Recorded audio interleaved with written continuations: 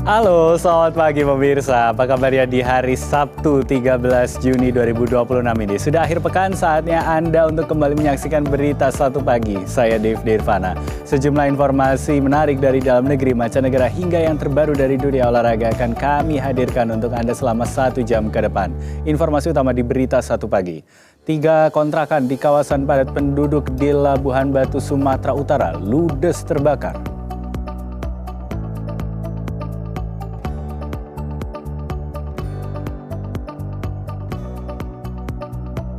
Presiden Prabowo Subianto naikkan tunjangan dan perluas beasiswa guru.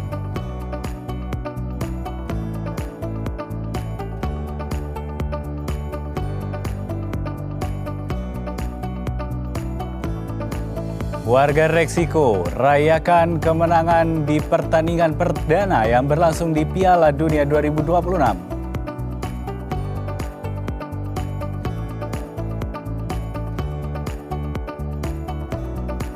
Dan langsung saja kita saksikan Berita Satu Pagi selengkapnya di Berita Satu, bersatu menginspirasi.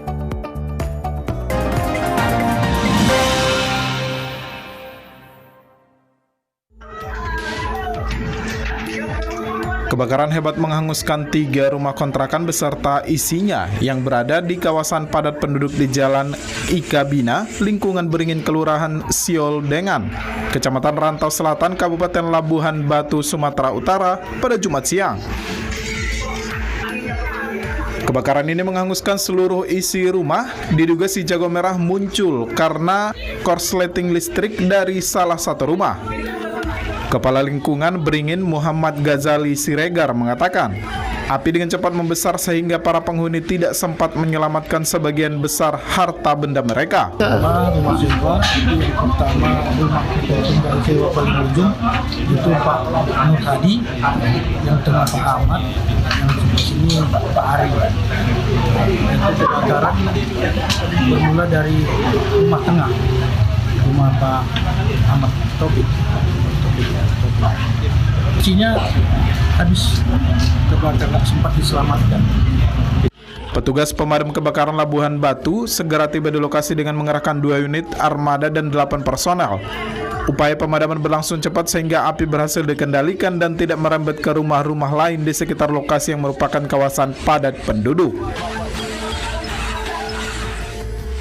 Atas peristiwa itu, petugas kepolisian masih melakukan olah TKP terkait penyebab pasti kebakaran. Husin, Berita Satu, Labuhan Batu, Sumatera Utara. Berikut ya, kebakaran hebat melanda sebuah permukiman padat penduduk di Kabupaten Demak, Jawa Tengah. Akibatnya 2 rumah ludes terbakar dalam waktu sekejap. Beruntung tidak ada korban jiwa dalam kebakaran yang disebabkan oleh korsleting listrik, namun kerugian ditaksir mencapai lebih dari 200 juta rupiah. Kepanikan warga terjadi di Desa Tabat Sari, Kecamatan Meranggen, Kabupaten Demak, Jawa Tengah pada Jumat, imbas kebakaran hebat yang melanda pemukiman padat penduduk. Kebakaran ini bermula dari sebuah rumah. Besarnya kobaran api membuat api dengan cepat menjalar ke rumah di sebelahnya. Terlebih, mayoritas bangunan terbuat dari kayu, sehingga membuat api dengan cepat berkobar. Sebelum petugas pembakaran tiba di lokasi, warga telah berupaya memadamkan api dengan alat seadanya. Namun banyaknya material yang mudah terbakar membuat titik api semakin meluas. 2 unit mobil pemadam kebakaran diterjunkan ke lokasi. Tidak lama, api berhasil dilokalisir. Adapun penyebab kebakaran ini diduga berasal dari hubungan arus pendek listrik. Berhubung karena kondisi api itu sangat besar dan tidak memungkinkan 1 unit untuk memadamkan api, kami dari Pos 1 Demak Kota meluncurkan 1 armada lagi untuk membantu kejadian kebakaran di Kecamatan Meranggen. Untuk informasi sementara, penyebab kebakaran tersebut adalah korsleting listrik. Beruntung dalam peristiwa kebakaran ini tidak menelan korban jiwa, namun kerugian ditaksir mencapai lebih dari 200 juta rupiah. Lebih lanjut, kasus kebakaran ini masih ditangani oleh Polsek Krawen untuk mencari penyebab pasti kebakaran. Jemaah Rizky, Berita Satu, Demak, Jawa Tengah. Ratusan massa aksi dari sejumlah universitas memadati Bundaran Hotel Indonesia Jakarta untuk menyampaikan aspirasi. Massa yang terdiri dari sejumlah universitas, mulai dari Universitas Indonesia dan sejumlah kampus lain, berkumpul di kawasan Bundaran Hotel Indonesia sekitar pukul 3 sore. Mereka tiba dengan long march atau berjalan kaki dari Semanggi setelah sebelumnya sempat dihadang oleh aparat kepolisian dan diarahkan untuk menyampaikan aspirasi di gedung DPR RI. Mahasiswa yang turun ke jalan ini berharap pemerintah dapat mendengar tuntutan mereka di tengah kondisi nasional yang semakin memburuk setelah pemerintah menaikkan harga bahan bakar minyak atau BBM dan melemahnya nilai tukar rupiah terhadap dolar Amerika Serikat. Dalam aksi kali ini, mahasiswa membawa sejumlah tuntutan antara lain menghentikan pemborosan APBN, turunkan harga kebutuhan pokok dan BBM, hentikan program MBG dan pembangunan koperasi Desa Merah Putih, hentikan militerisme di ranah sipil, dan meminta pemerintah mengakui kesalahan dan berhenti mengelak. Sementara itu, sejumlah aparat pengamanan dikerahkan untuk memastikan aksi penyampaian aspirasi oleh mahasiswa berjalan dengan baik. Polda Metro Jaya mengatakan telah menurunkan sekitar 6.088 personel gabungan dari TNI Polri dan memastikan pengamanan aksi dilakukan dengan humanis. Juga meminta kepada seluruh pihak yang mencoba menghalang-halangi kami untuk turun aksi di Bundaran HI, bahwa tolong bukakan jalan untuk kami. Kami ingin menyampaikan keresahan kami ingin menyampaikan bagaimana permasalahan terjadi di negeri ini. Dan semua rakyat berhak untuk tahu, semua rakyat berhak untuk ikut. Bukan di DPR, bukan di depan istana, karena mereka tidak lagi mendengarkan kita. Kita pengen sebuah gerakan di mana semua rakyat bisa ikut, bisa tahu apa yang terjadi dan bagaimana terbaik untuk bangsa ini. Jangan mengintervensi! Pada hari ini kami menyampaikan kekecewaan kepada para pemerintah bahwasannya hari ini kami tidak akan kembali mengadakan aksi di gedung-gedung pemerintahan. Kami ingin hari ini tuntutan ataupun apapun yang kami tuntut hari ini itu bisa didengar oleh pemerintah dan bisa dievaluasi untuk lebih baik. Hari ini adalah bentuk bahwasannya pemerintah sudah membungkam suara-suara mahasiswa dan sudah tidak peduli dengan bagaimana. Selain di Jakarta, aksi demonstrasi juga terjadi di Solo, Jawa Tengah. Massa menyuarakan berbagai tuntutan serta kritik kepada pemerintah dan para wakil rakyat di depan gedung DPR di kota Solo. Cuaca mendung di Solo dan sekitarnya tak menyurutkan langkah ratusan mahasiswa untuk menggelar aksi demonstrasi di depan gedung DPR di kota Solo. Aksi berlangsung tertib dengan pengawalan polisi. Nyanyian lagu perjuangan dan yel-yel mahasiswa beberapa kali terdengar di sela-sela orasi yang disampaikan. Setelah sejumlah perwakilan mahasiswa menyampaikan orasi di depan gerbang DPRD, massa aksi kemudian bergerak turun ke badan jalan. Ratusan mahasiswa memenuhi ruas Jalan Adi Sucipto tepat di depan kompleks DPRD Solo. Hingga aksi berlangsung, situasi di depan gedung DPRD Solo terpantau kondusif. Dan lain sebagainya, itu bukti konkret kawan, bahwasanya kita perlu hadir, kita harus punya semangat revolusi. Untuk apa? Untuk meruntuhkan kekuasaan hari ini. Karena apa? Sejumlah mahasiswa dari berbagai kampus di Jabodetabek turun ke jalan menggelar aksi demonstrasi di Jakarta. Aksi bertajuk Menuju Indonesia Bangkrut ini membawa sejumlah tuntutan terkait kondisi ekonomi, kebijakan pemerintah hingga isu demokrasi. Sejumlah kelompok mahasiswa menggelar aksi unjuk rasa di sejumlah titik ibu kota. Massa diantaranya berasal dari Universitas Indonesia dan Universitas Negeri Jakarta. Aksi ini digelar sebagai bentuk protes terhadap berbagai kebijakan pemerintah yang dinilai tidak berpihak kepada rakyat. Dalam informasi yang beredar di media sosial, termasuk akun resmi BEM UI dan UNJ, mahasiswa diantaranya menyoroti meningkatnya harga kebutuhan pokok dan bahan bakar, serta menilai pemerintah belum mampu menjawab berbagai persoalan ekonomi yang dihadapi masyarakat. BEM UI membawa 5 tuntutan, mulai dari pemborosan APBN, MBG, hingga militerisme di ranah sipil. Sedangkan BEM UNJ membawa 10 tuntutan untuk pemerintah, mulai dari isu pelemahan rupiah, MBG, hingga proyek strategis nasional.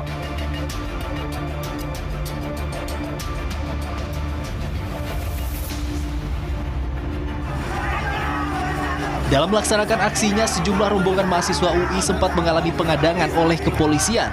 Menurut Ketua BEM UI, sekira pukul 11.55 waktu Indonesia Barat, sejumlah mahasiswa yang hendak melaksanakan salat Jumat diadang oleh aparat kepolisian.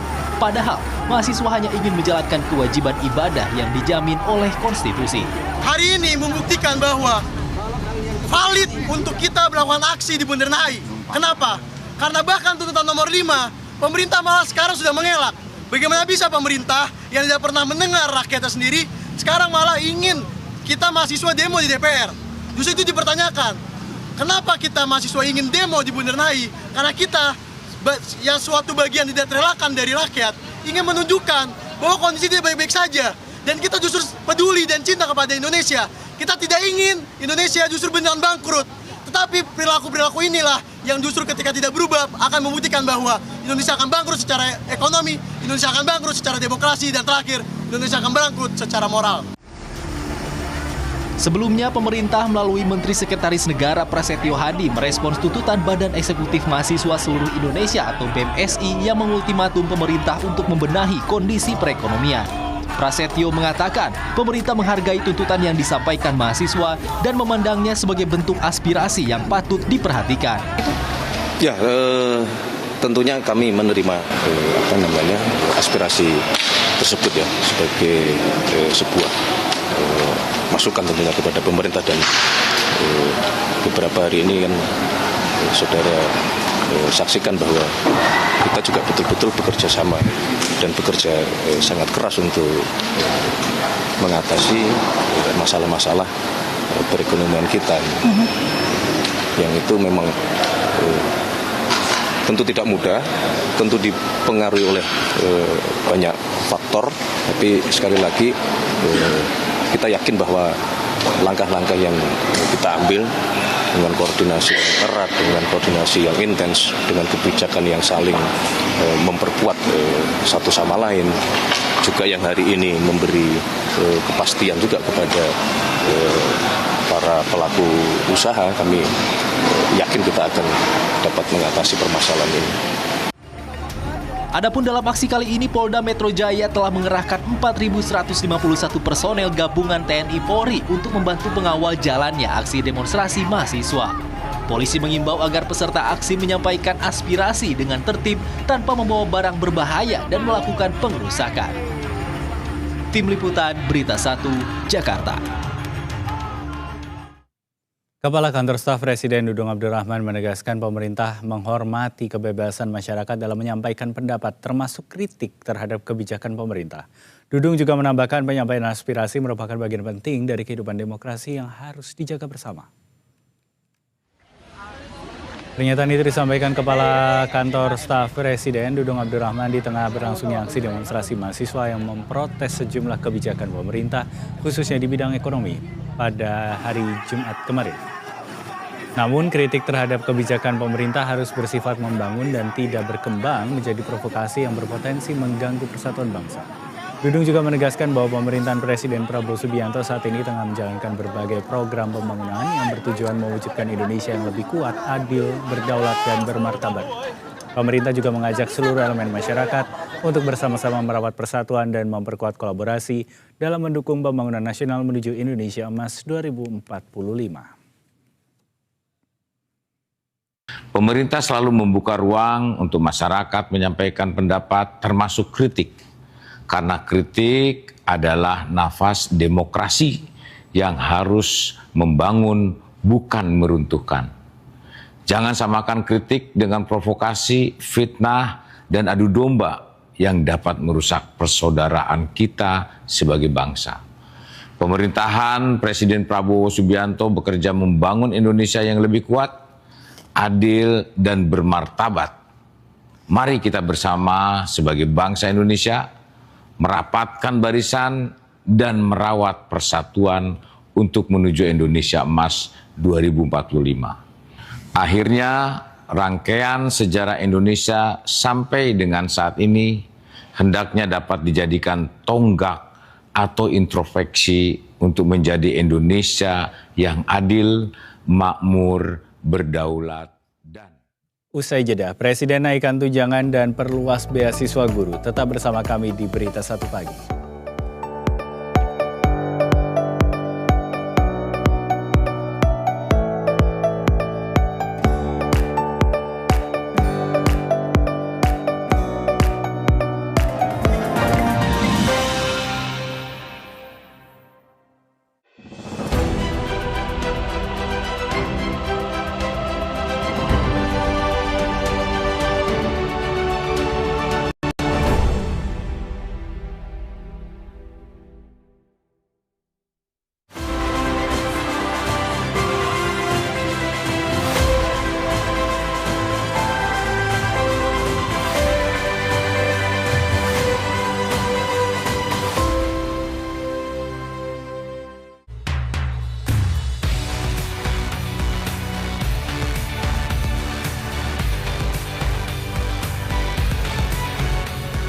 hanya di BTV dan Berita 1. Bersatu menginspirasi. Mari rakyat semesta lepas hasrat berpesta, semesta berpesta.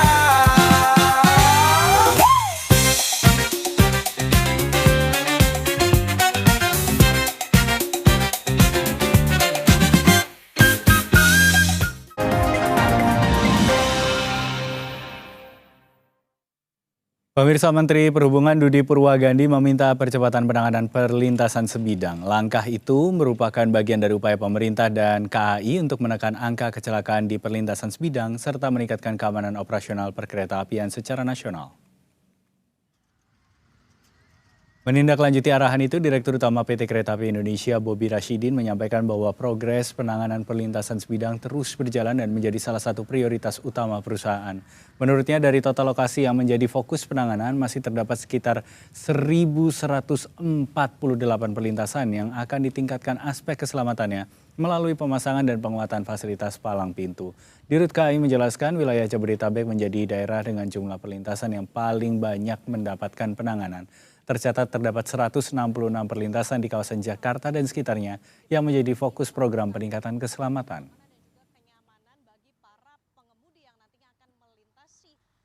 Perlintasan sebidang. Nah, tadi kita progres, kita update ke beliau bahwa kita berprogres cepat untuk perlintasan sebidang ini.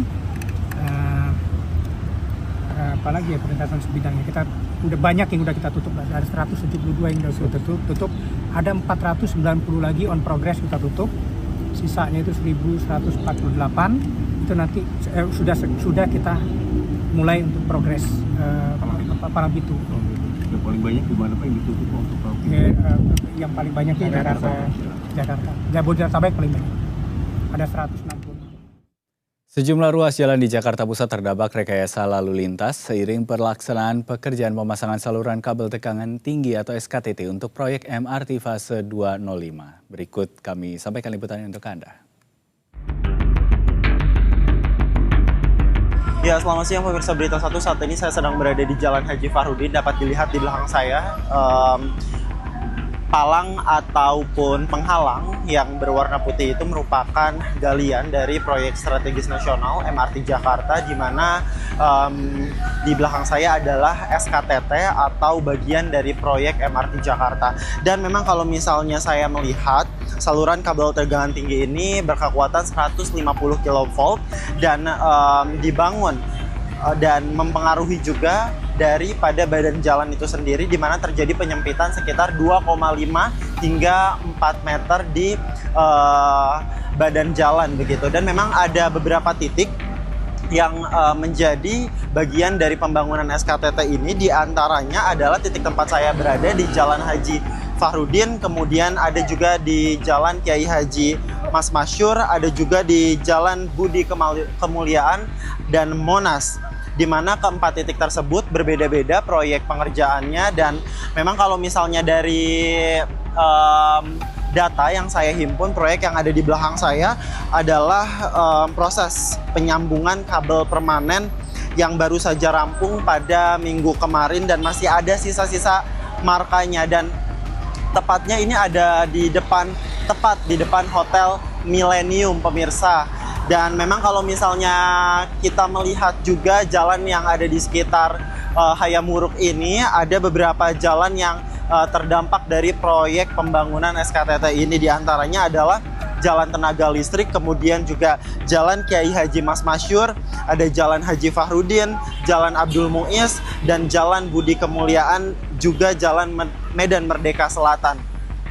Dan karena memang hari ini juga bertepatan dengan adanya aksi di sekitar Bundaran HI hingga Patung Kuda, sehingga kondisi rekayasa atau kondisi lalu lintas saat ini cukup kompleks, di mana bagi pemirsa Berita 1 yang mungkin sekarang menyaksikan, akan ada titik-titik yang sudah di tanda merah atau dikategorikan sebagai waspada, di mana titik-titik yang dikategorikan sebagai waspada atau tanda merah ini adalah Bundaran HI, kemudian juga Jalan MH Tamrin, kemudian Simpang Sarinah dan juga Dukuh Atas Sudirman begitu. Karena memang ada beberapa titik yang nantinya rencananya akan dilewati masa aksi, ditambah juga ada beberapa proyek pembangunan yang tentu lalu lintas di sekitar Jakarta Pusat dan sekitarnya ini akan dipengaruhi begitu.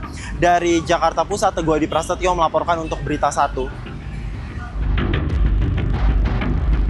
Menteri Pendidikan Dasar dan Menengah Abdul Muti mengatakan bahwa pemerintah menargetkan revitalisasi 71.744 sekolah sepanjang 2026. Program itu mencakup renovasi gedung sekolah mulai dari jenjang taman kanak-kanak hingga sekolah menengah atas. Dalam konferensi pers di Istana Merdeka Kamis lalu, Abdul Muti menyebut jumlah itu meningkat dari rencana sebelumnya. Pada awalnya pemerintah menargetkan revitalisasi 11.744 sekolah dengan anggaran sebesar 14 triliun rupiah. Namun pemerintah kemudian berkomitmen menambah sasaran sebanyak 60.000 satuan pendidikan sehingga total target revitalisasi mencapai 71.744 sekolah. Menurutnya hingga saat ini pemerintah telah menyelesaikan sekitar 70% dari target awal revitalisasi 11.744 sekolah. Lebih lanjut disebut program revitalisasi sekolah memiliki dampak yang lebih luas dibanding sekadar perbaikan sarana dan prasarana pendidikan. Berdasarkan hasil kajian pemerintah, program itu juga berkontribusi terhadap perekonomian masyarakat. Mekanisme swakelola dalam pelaksanaan revitalisasi dinilai dapat mendorong keterlibatan masyarakat setempat sekaligus memperluas penyerapan tenaga kerja di daerah. Untuk revitalisasi sekolah, tadi kami sampaikan kepada beliau bahwa revitalisasi sekolah tahun 2025 telah terlaksana 100% untuk 16.167 satuan pendidikan di seluruh Indonesia.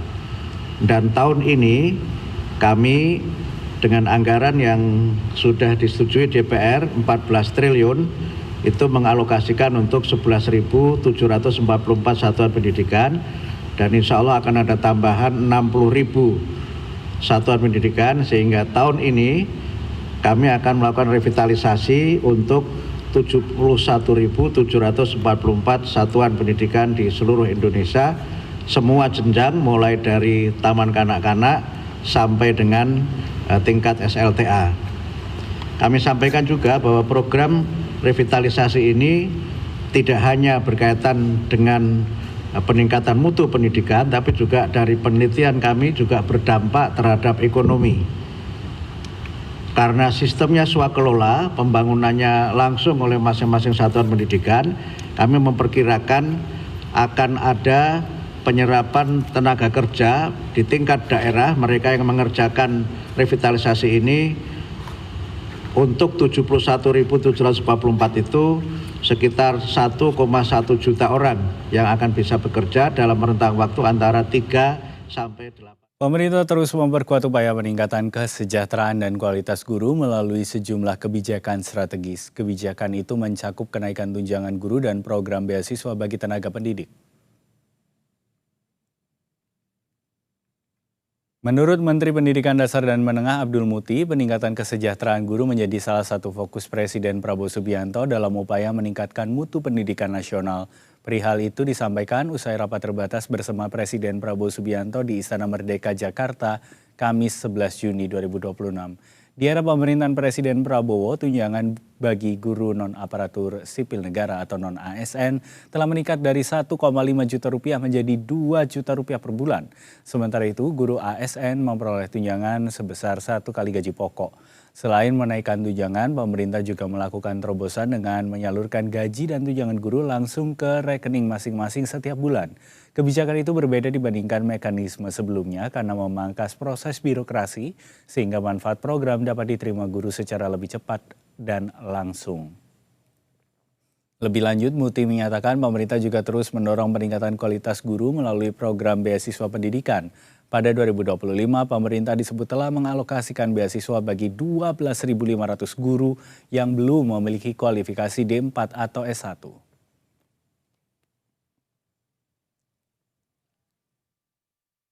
Sesuai komitmen Bapak Presiden, tunjangan guru sekali lagi sudah dinaikkan dari yang guru non ASN, tunjangannya dinaikkan dari 1,5 juta menjadi 2 juta, dan kemudian guru ASN tunjangannya sebesar gaji pokok. Yang berbeda juga sebagai terobosan adalah tunjangan dan gaji itu ditransfer langsung ke rekening guru setiap bulan.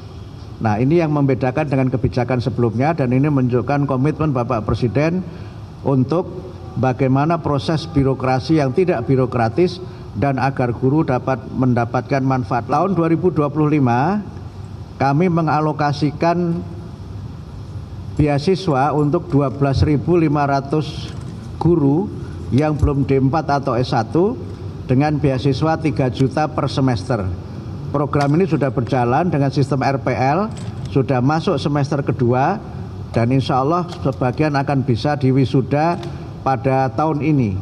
Kami rencanakan kalau nanti sudah selesai semua yang 12.500, kami harapkan nanti kami mohon tadi kepada Bapak Presiden untuk dapat mewisuda 12.500 guru yang mendapatkan beasiswa S1 dengan sistem RPL. Pemerintah Provinsi DKI Jakarta akan menggratiskan layanan transportasi umum selama 2 hari dalam rangka perayaan Hari Ulang Tahun ke-499 Jakarta. Kebijakan ini menjadi salah satu hadiah bagi warga untuk merayakan Hari Jadi Kota Jakarta. Ini sentra Magor, Pak. Ini sentra Magor. Ini sentra Magor. Ya. Ini hasilnya. Merayakan Hari Ulang Tahun ke-499 Jakarta, Pemprov DKI Jakarta menggratiskan layanan transportasi umum dan akses ke sejumlah destinasi wisata. Kado spesial ini diberikan pada hari tertentu saja, yakni saat Hari Puncak HUT Jakarta 22 Juni 2026. Fasilitas serupa juga akan kembali diberikan pada akhir pekan, yakni 27 hingga 28 Juni 2026 yang menjadi bagian dari rangkaian perayaan HUT Jakarta. Adapun kebijakan transportasi gratis itu meliputi LRT Jakarta, MRT Jakarta, dan Transjakarta. Sedangkan sejumlah destinasi wisata gratis antara lain Ancol, Taman Marga Satwa Ragunan, Monas, dan museum milik Pemprov DKI Jakarta. Yang pertama, kami akan memberikan gratis untuk transportasi LRT, MRT, dan Transjakarta. Termasuk kemudian masuk ke kawasan Ancol, masuk museum-museum yang dikelola oleh pemerintah DKI Jakarta, masuk Monas, termasuk kalau mau naik dan melihat secara keseluruhan, masuk Taman Marga Satwa Ragunan atau Kebun Binatang Ragunan, dan masuk sarana prasarana olahraga yang dikelola oleh pemerintah DKI Jakarta. Hal ini berlaku pada hari Senin tanggal 22 Juni, itu tepat ulang tahun Jakarta ke-499. Selain itu, Pemprov DKI Jakarta juga menyiapkan berbagai kegiatan hiburan dan pertunjukan musik untuk memeriahkan perayaan. Pemerintah berharap masyarakat dapat memanfaatkan berbagai fasilitas gratis selama perayaan berlangsung, sekaligus turut meramaikan momentum peringatan HUT Jakarta. Reza Heri Pamungkas, Berita 1, Jakarta. Pemerintah Provinsi Jawa Tengah kini fokus mengarahkan investasi ke sektor yang lebih modern dan berkelanjutan mulai 2026. Untuk itu, pengembangan industri padat modal, energi terbarukan, dan ekonomi hijau sebagai motor pertumbuhan ekonomi baru digalakan di sana. Gubernur Jawa Tengah Ahmad Lutfi mengatakan perubahan arah investasi itu menjadi bagian strategi pemerintah daerah untuk menyesuaikan diri dengan tren global yang mengutamakan industri ramah lingkungan dan berkelanjutan. Menurut Lutfi, fokus investasi Jawa Tengah pada 2025 masih didominasi sektor padat karya. Namun mulai tahun ini arah pengembangan industri mulai bergeser ke sektor yang membutuhkan investasi besar dengan nilai tambah yang lebih tinggi. Ia menilai sektor energi terbarukan dan ekonomi hijau memiliki prospek besar dalam menarik minat investor, khususnya dari luar negeri.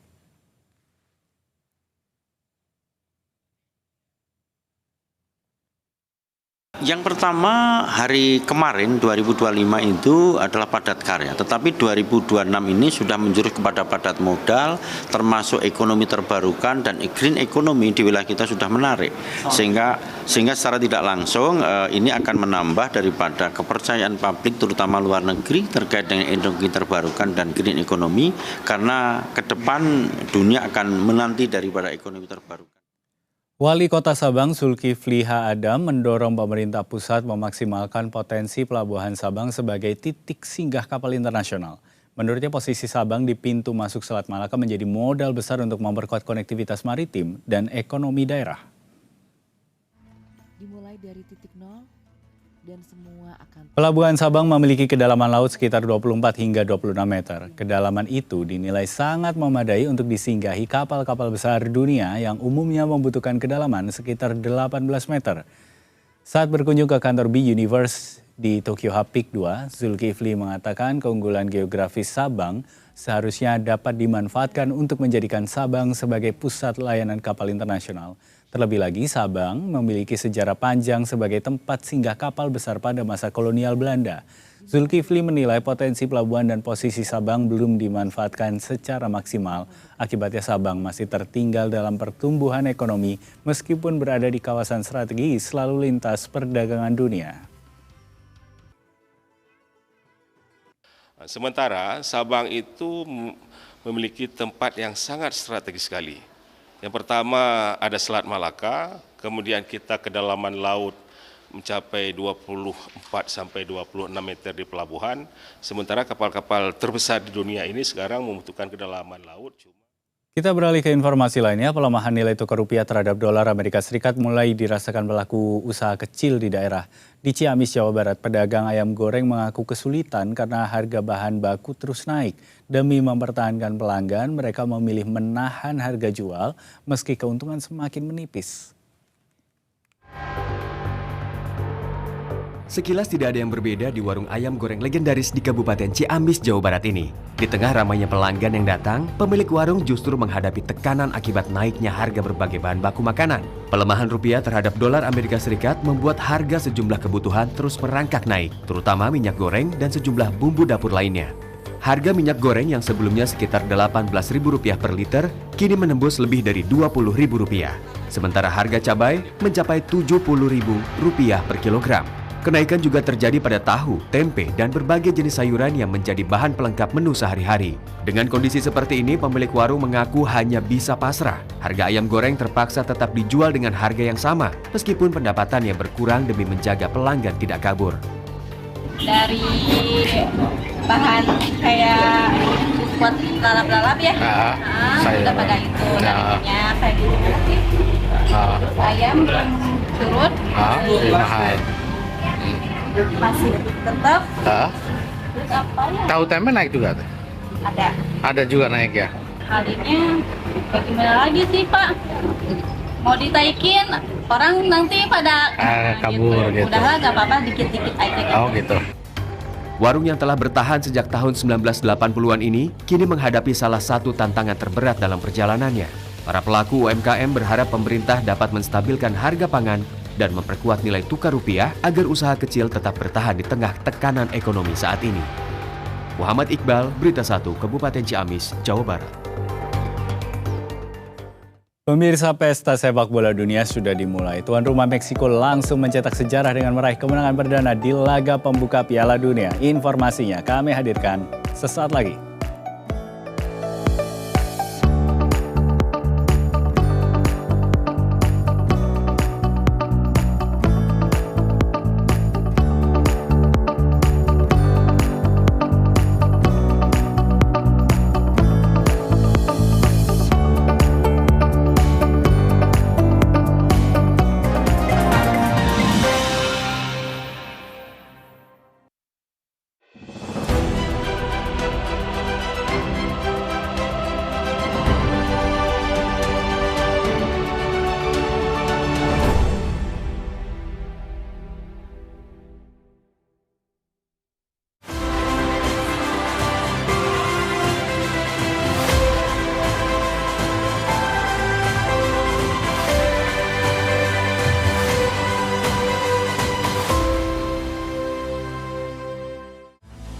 Dari pengalaman yang saya lalui, tanggung jawab itu akan datang dengan sendirinya, tidak perlu dikejar. Yang terpenting adalah melakukan tugas itu dengan sebaik mungkin, dengan integritas yang sangat tinggi, memanfaatkan setiap momen itu membangun networking. Sudah hadir bersama saya Presiden Direktur PT Gajah Tunggal Tbk, Bapak Suryo Pratomo atau akrab dipanggil Pak Tom. Hanya di BTV dan Berita 1.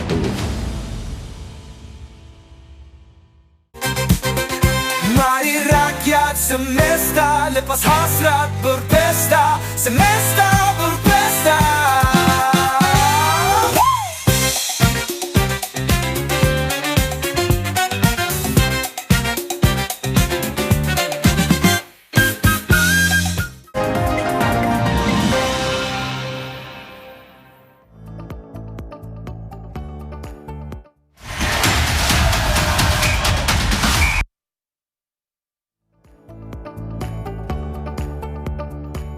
Pemirsa, ribuan supporter Meksiko memadati kawasan Monumen Angel of Independence di Mexico City untuk merayakan kemenangan tim nasional Meksiko atas Afrika Selatan pada laga pembuka Piala Dunia FIFA 2026. Kemenangan 2 gol tanpa balas ini menjadi kemenangan perdana Meksiko dalam laga pembuka sepanjang sejarah keikutsertaan mereka di Piala Dunia.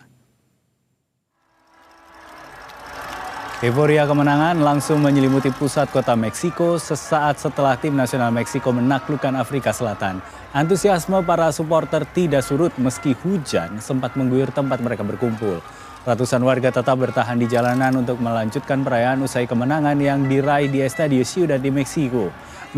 Meski puas dengan hasil yang diraih tim nasional, para supporter berharap kemenangan ini menjadi awal yang baik bagi perjalanan Meksiko di Piala Dunia kali ini.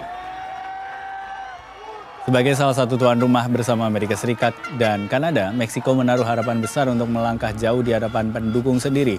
Setelah kemenangan atas Afrika Selatan, tim nasional Meksiko dijadwalkan kembali bertanding pada 18 Juni mendatang menghadapi Korea Selatan dalam laga kedua Grup A di Guadalajara.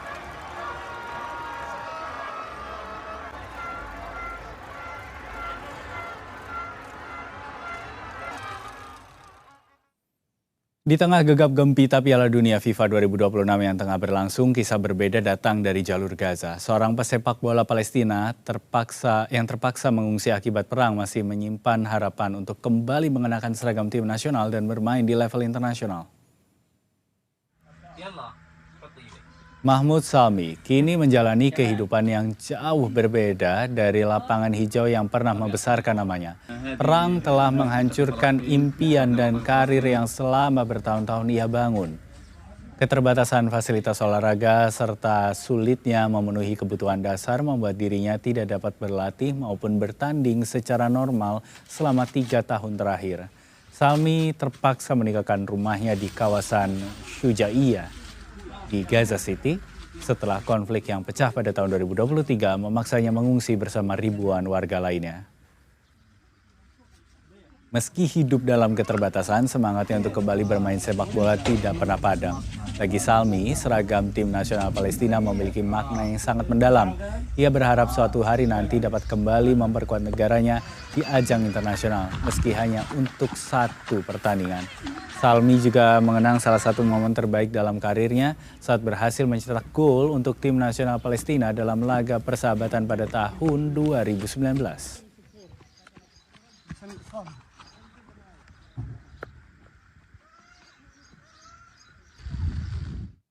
Ya, kita ke dalam negeri sekarang. Demam Piala Dunia tahun ini juga terasa di tanah air. Di Kabupaten Pasuruan, Jawa Timur, ratusan warga meramaikan Piala Dunia dengan memasang bendera negara peserta Piala Dunia di sepanjang jalan kampung. Demam Piala Dunia 2026 mulai terasa di Kabupaten Pasuruan, Jawa Timur. Ratusan warga di Desa Gerongan, Kecamatan Keraton, ramai-ramai memasang bendera berukuran jumbo negara peserta Piala Dunia di sepanjang jalan kampung. Antusiasme yang tinggi membuat desa setempat kembali dikenal sebagai Kampung Gibol atau Kampung Gila Bola. Puluhan bendera berukuran jumbo tampak berkibar di setiap sudut desa. Bendera-bendera tersebut dipasang menggunakan tiang bambu setinggi 10 hingga 15 meter, membentang mulai dari pintu masuk desa hingga area permukiman warga.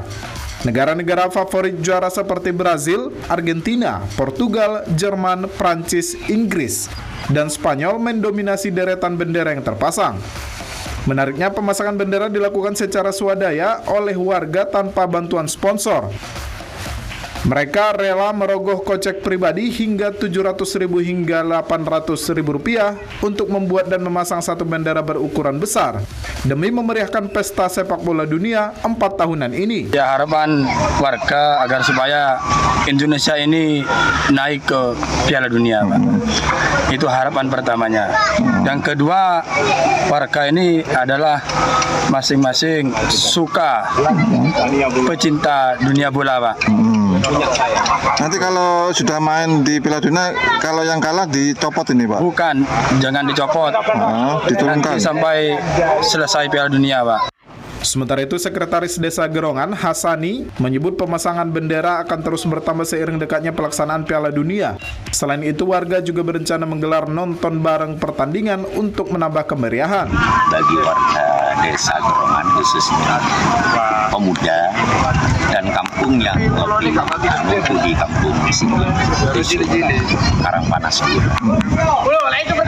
Di semua teman-teman pemuda itu semuanya antusias untuk membeli bendera dan semuanya masang bersama-sama. Ini swadaya masyarakat sendiri atau? Swadaya masyarakat sendiri, biaya sendiri. Jadi tidak ada sumbangan dari memang hobi lah. Hobi bola. Suasana semarak yang tercipta menjadikan Desa Gerongan kembali sebagai salah satu kampung paling meriah dalam menyambut gelaran Piala Dunia 2026. Zulkifli, Berita 1, Pasuruan, Jawa Timur.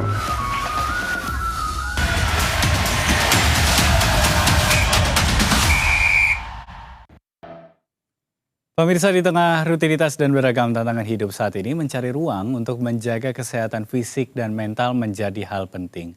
Di kawasan PIK 2 terdapat beragam pilihan aktivitas mulai dari olahraga pagi, bersantai di ruang terbuka hijau, sampai menikmati kuliner untuk melepas penat.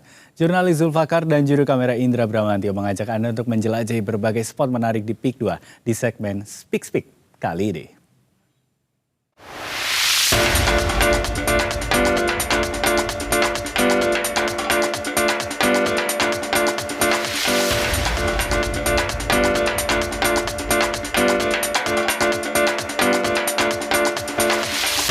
Selamat pagi pemirsa Berita 1 dimanapun Anda berada. Gimana indeks ekonomi kabarnya? Udah mulai pusing, stres gitu melihat situasi terkini sekarang. Tapi udah, saya hari ini akan mengajak pemirsa Berita 1 untuk mengeksplor kawasan PIK 2. Kita akan coba mengunjungi berbagai macam destinasi-destinasi yang pastinya seru abis. Lihat outfit saya, udah tahu kan kira-kira saya mau ngapain? Bener sekali, saya mau jogging atau lari tipis-tipis. Nah, penasaran kan di mana tempat saya akan jogging dan kita akan kemana aja? Ikutin saya terus ya pemirsa.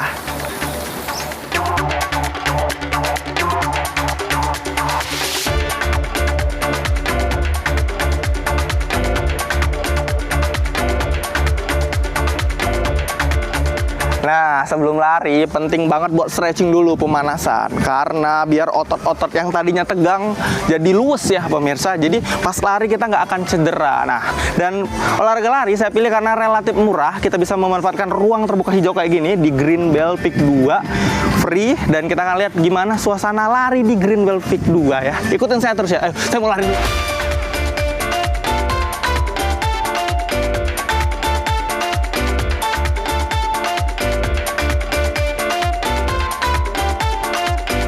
Karena tempatnya accessible aja sih, gampang dijangkau gitu, karena nggak terlalu jauh dari rumah. Itu semuanya oke ya, karena untuk tata lokasi dia oke. Terus buat kalau bawa orang tua pun tempat duduknya banyak, jadi ya ya enak lah di sini, nggak terlalu ribet gitu.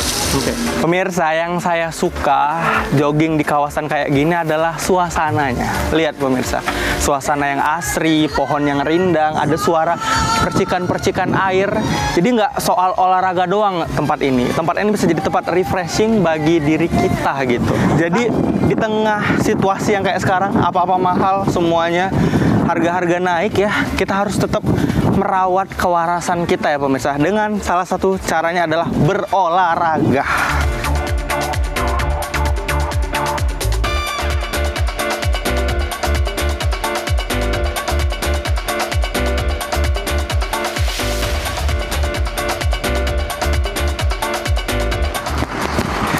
Nah pemirsa, akhirnya saya sampai juga di salah satu spot paling unik di kawasan Pik 2, yaitu di Patung Naga Kemakmuran. Ngomongin soal naga memang identik sekali dengan kekayaan, kemakmuran, dan murah rezeki. Harapannya ya, abis saya ke Patung Naga Kemakmuran ini, rezeki saya makin banyak ya, karena kantong saya udah tipis banget pemirsa. Di rekening itu saldonya udah zero gitu ya. Tapi patung naga ini juga sering menjadi ikon para wisatawan untuk bersuah foto. Saya juga nggak mau kalah ketinggalan ya pemirsa. Kita selfie dulu dengan naga Pik. Uhuy.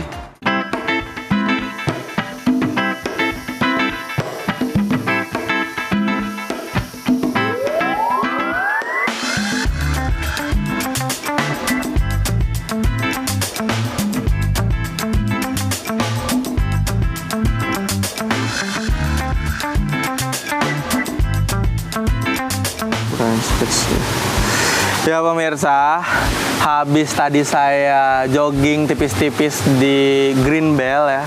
Nggak jauh dari Green Bell itu ternyata ada tempat nongkrong seasik ini, namanya Orange Grove. Tadi saya udah keliling-keliling, tenannya banyak banget, tenan F&B-nya ada. Terus juga kalau buat anak-anak ada playground-nya juga. Dan saya sengaja habis olahraga menghabiskan waktu dengan membaca buku. Judulnya nih, Makanya Mikir.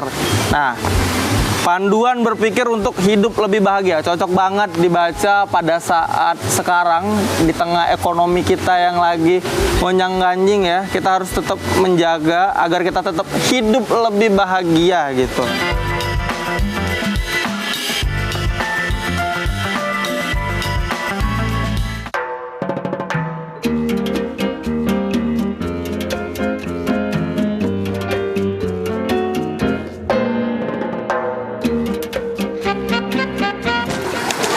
Nah pemirsa, habis olahraga dan membaca, saya harus wajib banget nih ya menjalankan ritual sebagai orang Indonesia, yaitu adalah ngopi. Ayo let's go, langsung aja.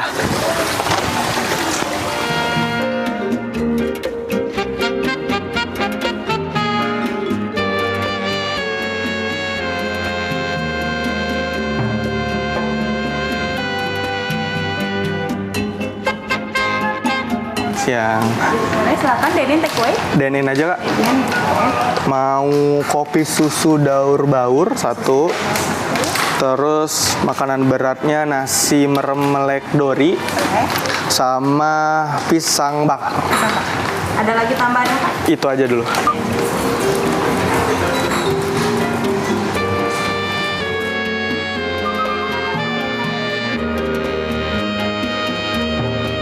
Ini dia pemirsa, semua pesanan saya sudah tiba di meja dan kita langsung sikat mulai dari kopi daur baurnya dulu.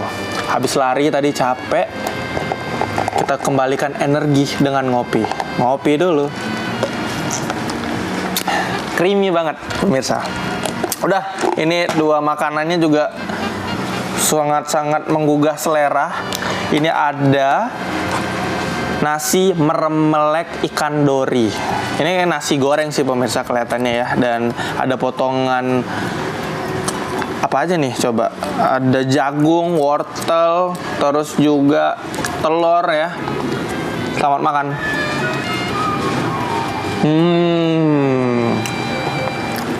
Kronyes di luar, lembut di dalam. Ajib ini. Ya udahlah pemirsa. Itu rangkaian aktivitas saya selama explore di PIK 2, olahraga, terus nongki-nongki, bersantai-santai, dan ditutup dengan nyobain berbagai macam makanan dan minuman di kawasan PIK 2. Jadi bagi pemirsa yang penasaran, langsung kunjungin aja ke PIK 2 Tangerang ya. Dari PIK 2 Tangerang, Zulpakar, Indra Bramantio untuk Berita 1 melaporkan.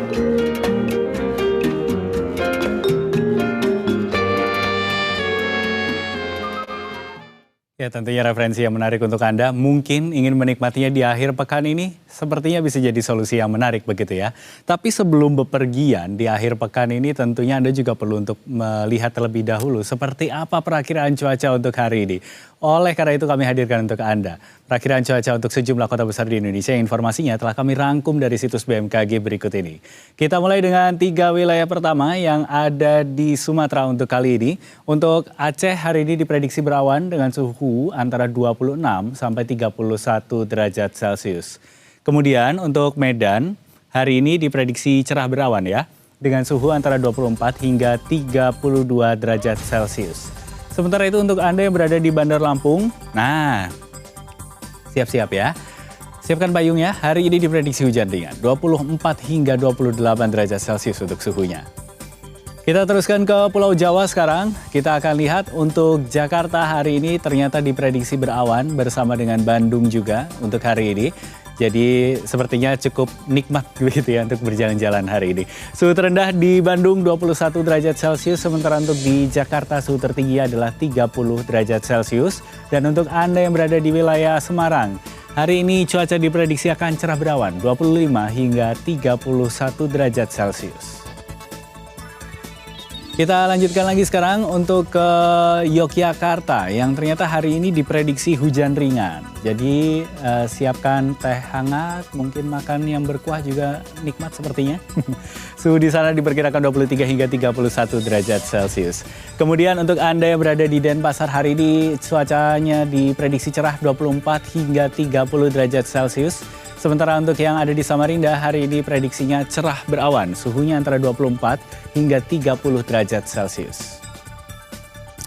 Dan terakhir kita akan pantau untuk kawasan timur dari Indonesia. Hari ini ada Makassar dan juga Jayapura yang hari ini diprediksi cerah.